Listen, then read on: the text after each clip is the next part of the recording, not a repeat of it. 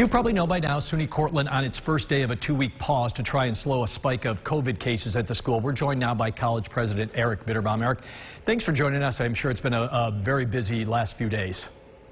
It has been, but I'm pleased to be with you. So really, you guys were doing so good for so long. How did we get to this point? Was this like a 1 or 2 party kind of thing, or did we just have too many students in too many situations letting their guard down? I think it's the second. We were not aware of any large parties. We think they were just a series of small gatherings and one after another. And so an individual goes back to a house off campus.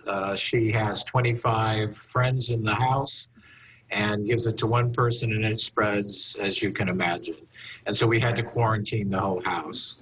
So we think it's just a natural progression of many small gatherings and people not masking, socially distanced, and obviously washing their hands and trying to be as safe as possible.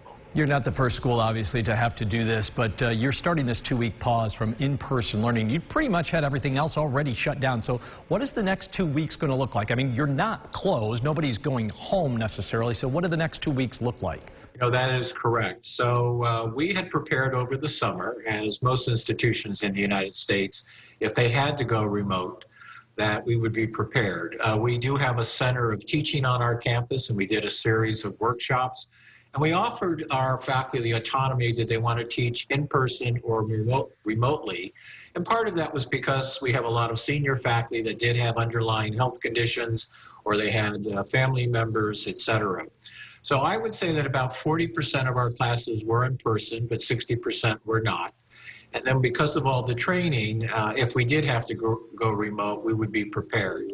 And that's what has occurred. For the next 2 weeks, all our classes will be remotely taught.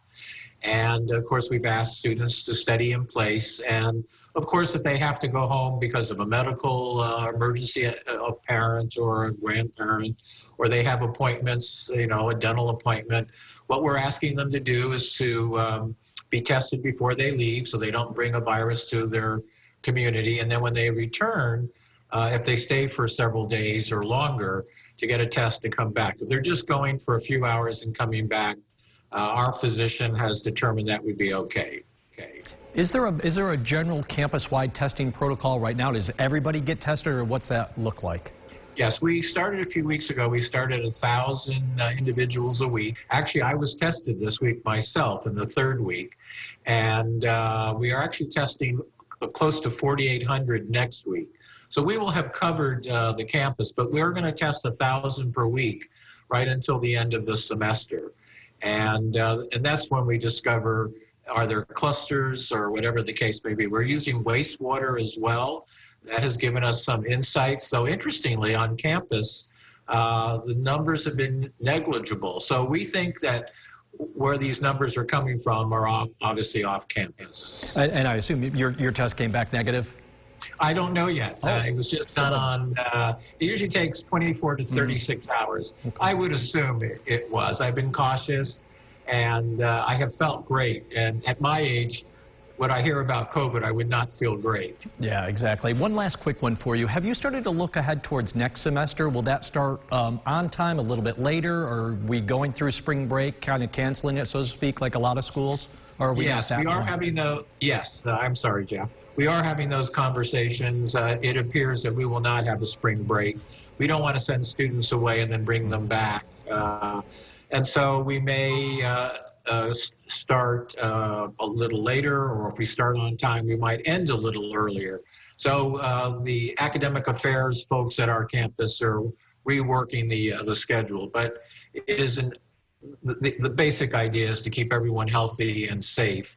And so what you're seeing across America is everyone's once again coming to a similar model where no one returns after Thanksgiving.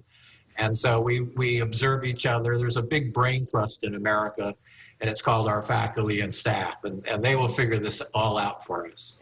SUNY Cortland President Eric Bitterbaum, thank you so much for joining us tonight, and best of luck here in these next 2 weeks and the rest of the semester as well. Well, thank you, and thank you for hosting me tonight.